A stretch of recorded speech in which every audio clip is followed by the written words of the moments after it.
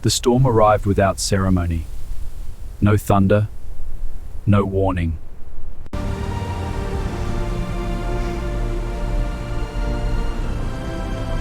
The cabin. Several hundred meters away, barely visible through the storm, stood a cabin.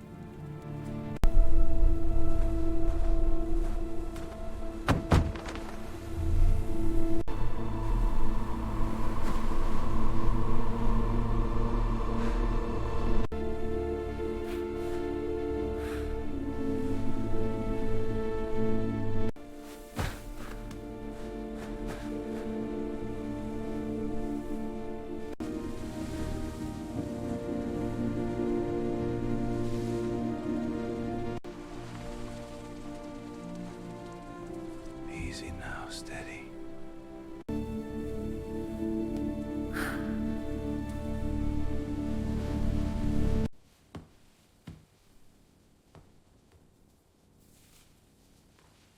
The world outside was changed.